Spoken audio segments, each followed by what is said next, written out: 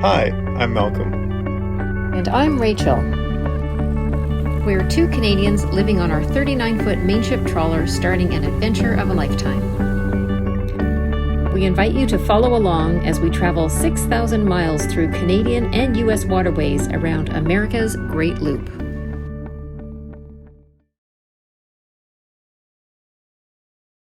Well, hello there. Today we thought we would talk about the Great Loop. What is the Great Loop? That's a great question.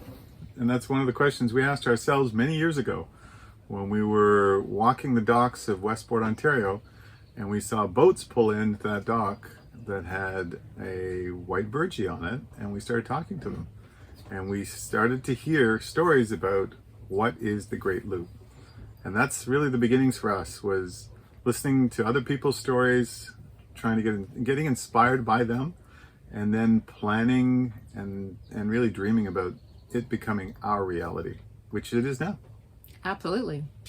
So basically, in a nutshell, the Great Loop is a 6,000 mile journey, or approximately 9,600 kilometer journey through the eastern part of the United States and part of Canada. And that encompasses many different bodies of water, and we'll show you a map of that as well. But basically, you're going through parts of the Great Lakes and then down through the middle of the United States through several rivers, and popping out near Mobile, Alabama, into the Gulf of Mexico, going around Florida, and going up the east coast of the United States and back through some rivers and back into the Great Lakes again. And some people choose different routes, but there's many different ways to do it, but that's the general idea. And some people also do little side trips along the way through some of the rivers, and even some people will go to the Bahamas. Mm-hmm. And so that's something that we do plan to do as well. Yeah, so it varies. Everybody's loop is different. Everybody's timing is different. Some will do a year-long journey all at once. Some will do it in parts, 6 months, 2 months, and they'll leave their boat somewhere and come back to it and just start up where they left off. It really depends on the individuals and their resources that they have to apply to it. But the goal is to cross your wake. It's to really end up where you started. How you get there, how you do it, and how long it takes, completely up to you. And most people take a year to do it, and part of the reason for that is that you have to be aware of the seasons and where you're boating. We're Canadian, so up in Canada, nobody can boat in the winter. The water is hard and stiff. So we're not used to boating in the winter unless we travel south. And so definitely anybody who comes up through these waterways has to come in the summer months. So typically most of each section of the loop is done in a seasonal manner. So up here is summer, and then kind of fall through the rivers in the middle of the United States. And then of course, winter would be spent down around Florida and the Bahamas area. And then spring coming up the eastern seaboard until you get back to summer again, which is up here. So some people start in Florida, so they start down there and go around, and it doesn't really matter where you start, as long as when you're done, you cross your wake again. Yeah, and the thing you need to watch out for is hurricane season. You need to be outside of hurricane season in those months where the south is impacted by all those named storms. Yeah. You'll find that insurance companies, everyone on the loop talks about insurance companies. They can be very difficult to secure, and so you do have to be mindful of when those storms are going to be coming in.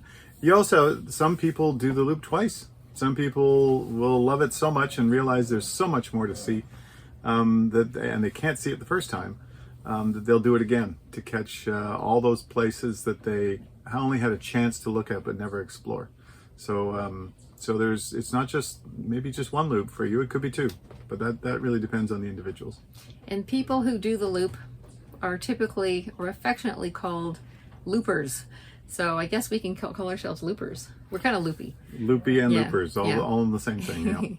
Yeah. To do this on YouTube, we've got to be a little loopy. Yeah. So, but yeah, we are loopers now. Yeah, and one thing that a lot of loopers do is they have boat cards made. So kind of like a business card, but it's with your boat name and your name and contact information to exchange with fellow loopers, so you can stay in touch with people you meet that you like, make friends along the way.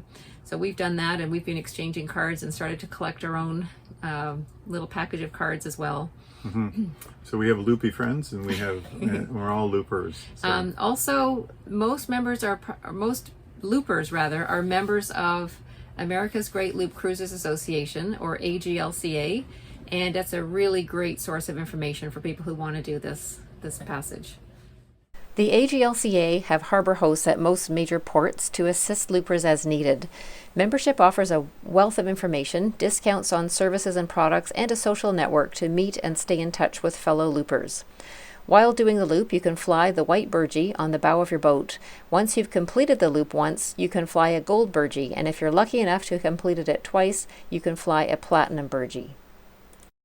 This map shows the overall route for the Great Loop and some of the options along the way. Although the loop has been done in both directions, it's usually done counterclockwise, so you're going with the current, not against it, in inland rivers.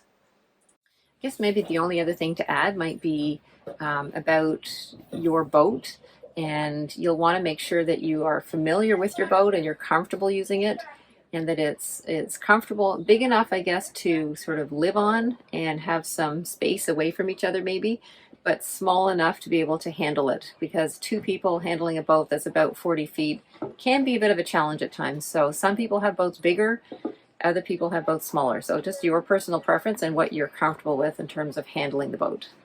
Yeah, there isn't any perfect boat as far as I can see. Everyone is asking that question on all the forums. What's the perfect looping boat? I don't think there is one. I think it's a boat you are comfortable with, your partner, if you have one, is comfortable with as far as crew. Big or small, it can be done. You don't need to be an expert. It doesn't hurt to have prior boating experience when you go through locks and you're anchoring, and but you don't need to be an expert. You can learn on the way. I think the key is go slow, take it easy, and then you'll have just as much fun as those people that have been boating for years. It is the experience, it is the journey. It's not a vacation, it's a voyage, but it's one like no other that we've experienced so far.